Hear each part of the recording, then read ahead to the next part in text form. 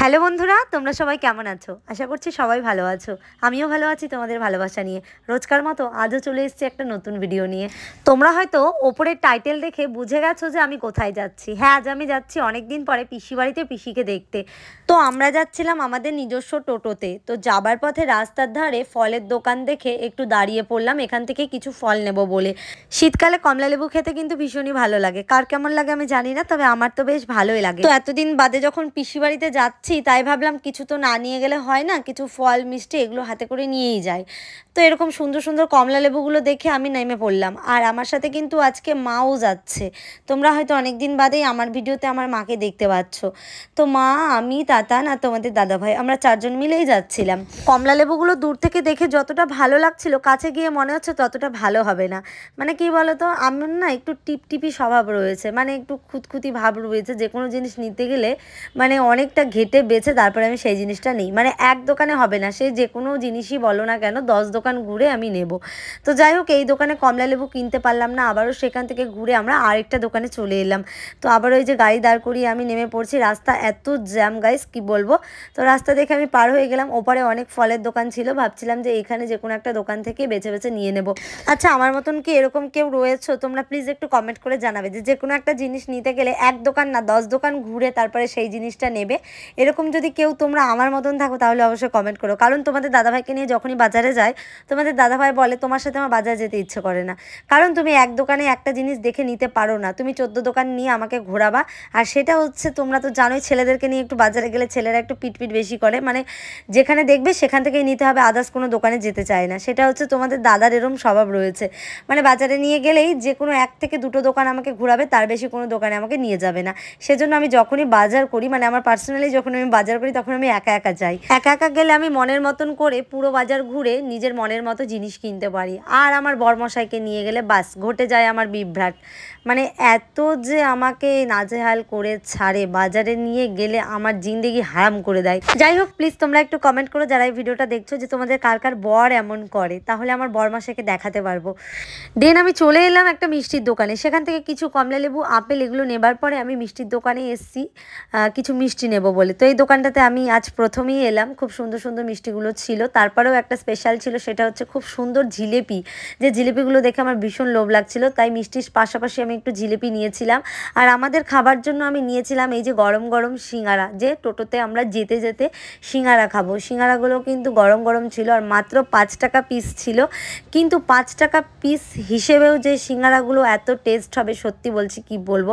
আমাদের বাড়ির আশপাশে যে দোকানগুলো রয়েছে সেখানে 7 টাকা 6 টাকা পিস সিঙ্গারা কিন্তু একদমই খেতে ভালো লাগে না। তবে 5 টাকা পিস হিসেবে সিঙ্গারাগুলো বেশ ভালো ছিল। আর জিলাপিগুলো তো তোমরা দেখতেই পাচ্ছ গাইস, এত সুন্দর কালো জিরে দেওয়া, বেশ কড়া করে ভাজা। তো এই জিলিপিগুলো দেখে আমার বেশ লোভ লাগছিল, তাই লোভ সামলাতে না পেরে আমি কিছু জিলিপিও নিয়ে নিয়েছি। তো এখন আমরা যেতে যেতে এই যে গরম জিলিপি সিঙ্গারা এগুলো খাচ্ছি। যদিও বা আমি গরম জিলিপির থেকে বাসি জিলিপিটাই খেতে ভালোবাসি, কিন্তু এই জিলিপিগুলো একদমই আলাদা ছিল। তোমরা তো দেখে বুঝতেই পারছো যে জিলিপিগুলো বেশ চিকন চিকন এবং মানে কালো জিরে দেওয়া। তো সেই জন্য এই জিলিপিগুলো নিয়েছিলাম। তো যাই হোক, জিলিপি খেয়ে সিঙ্গারা খেয়ে আমরা আবারও রওনা দিলাম। তো যাবার পথে দেখো তাতান কিন্তু মার কোলে ঘুমিয়ে পড়েছে। মানে আমরা দুপুর টাইমে বেরিয়েছি, তো সেজন্য তাতানের এটা হচ্ছে ঘুমের সময়। তো তাতান মার কোলেই ঘুমিয়ে পড়েছে। তো এখন আমরা আছি দাঁড়াল ব্রিজ। তো দাঁড়াল ব্রিজ ক্রস করে আমরা চলে এলাম।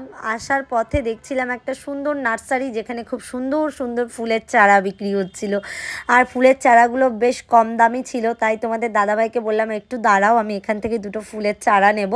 তো দেখো এখন যাচ্ছি, বেশ সুন্দর সুন্দর ফুলের চারা। বিশেষ করে এখানে সূর্যমুখী, চন্দ্রমল্লিকা এই ফুলগুলো বেশ ছিল, খুব সুন্দর। আর তাছাড়াও আমাদের বালুরঘাটের তুলনায় এই নার্সারিতে ফুলের চারাগুলোর দাম ভীষণই কম। তো সেজন্যই আমি দাঁড়িয়ে পড়েছিলাম। তারপরে এখান থেকে দেখে শুনে এই গাছটা আমি বেছে নিলাম। এই দাদাটা বলছিল যে এখানে নাকি বিভিন্ন কালারের চন্দ্রমল্লিকা ফুল ধরবে। তো যাই হোক, জানি না, যতক্ষণ না হবে ততক্ষণ বুঝতে পারছি না। আমি কিন্তু গাছ লাগাতে ভালোই বাসি। কিন্তু কি আর করব, তোমরা তো জানোই আমি রেন্টে থাকি, তো সে কারণে আমার কোনো আশাই পূরণ হয় না। কারণ গাছপালা এই সমস্ত নিজের জায়গা ছাড়া হয় না, তো সেজন্য আমি এই সমস্ত আর কি মনের আশা মনেই রেখে দিই। আমি কোনো ফুলের চারা ঠারা বাড়িতে লাগাই না। তো যাই হোক, ভাবছিলাম যে দুটো টব নেব, টবের মধ্যে লাগাবো, বেশ ভালোই লাগবে। দুটো টব তো রাখাই যায়, কোনো ব্যাপার না, কিন্তু বেশি গাছপালা কিন্তু লাগানো যায় না রেন্টে থাকলে। নিজের জায়গা থাকলে সেটা ব্যাপারটা আলাদা। তো যাই হোক, দেখো এখান থেকে দুটো ফুলের চারা আমি নিয়েছি, আর তার পাশাপাশি আমি নিয়েছিলাম একটা গাঁদা ফুলের চারা, কারণ এখন ফুলের ক্রাইসিস, তো সেই জন্য একটা গাঁদা ফুলের চারাও আমি নিয়েছি। কারণ সব সময় তো ঘরে ফুল থাকে না, কেনা ফুল দিয়ে পুজো করি, সেই ফুল শেষ হয়ে গেলে ওই মাঝে মধ্যে এক আধটা ফুল এই গাছ থেকে তুলে পুজো করা যাবে। আর এদিকে দেখো আমার ছোট্ট দাতান ঘুম থেকে উঠে পড়েছে। ওর মানে এই যাওয়ার পথে ঘুমও হয়ে গেল, আবার ঘোরাও হয়ে যাচ্ছে, মানে বাচ্চাদের ব্যাপার বুঝতেই পারছো। তো তারপর দেখো আমরা চলে এসেছি আমাদের তপন বাস স্ট্যান্ড। তো এখানটায় এসে আবারও একটু দাঁড়িয়ে পড়লাম, কারণ আমার খুব পানের নেশা উঠেছে। আমি কিন্তু মানে বাড়িতে এখন পান টান এসব খাই না, বাট কোথাও গেলে মনে হয় জার্নি করতে করতে আর কি, যে কিছু একটা মুখে দিয়ে চিবিয়ে চিবিয়ে খাই, তাহলে টাইমটা পাস হবে।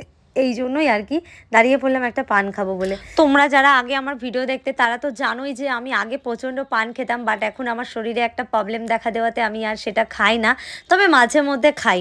তো দেখো পান তো আমি নিয়েছি, কিন্তু এই পানে আবার তোমাদের দাদা ভাইয়েরও ভাগ বসাতে হবে। কি আর করব, এখান থেকে চিড়ে তোমাদের দাদাকে একটু দিলাম, আর আমি বাদবাকিটা খেয়ে নিলাম। চলো এবার পিসিবাড়িতে যাওয়া যাক। তো আমরা কিন্তু ঢুকে গেছি পিসিবাড়ির, এটা হচ্ছে পাড়াতে ঢুকে গেছি। আজ পিসিবাড়িতে থাকবো না, আমাদের অনেক লেটই হয়ে গেল ঢুকতে ঢুকতে, জাস্ট কিছুক্ষণ 1-2 ঘন্টা থাকবো, তারপর আবার আমরা বেরিয়ে পড়বো। তো এই যে দেখো পিসি দরজায় বসে রয়েছে, আর এখন সন্ধে লেগে গেছে, মানে মোটামুটি মাঝখানে 1 ঘন্টার মতন ছিলাম, এখন সন্ধে লেগে গেছে। তো তার পাখে যাওয়ার আগে আমি তোমাদেরকে আরেকটু দেখিয়ে দিই, পিসি অনেক শুকিয়ে গেছে, তাই না? পিসির মুখটা অনেক শুকিয়ে গেছে, আসলে নানান চিন্তা অসুখ বিসুখ। এই তো কিছুদিন আগে পিসেমশাই মানে চলে যাওয়াতে পিসির অনেকটাই ডিপ্রেশনে চলে যায়, বুঝতেই পারছো। তাছাড়াও পিসির ক্যান্সার পেশেন্ট, তোমরা তো জানোই। সত্যি কথা বলতে ওষুধের উপরেই আর কি টিকে রয়েছে, এই আর কি।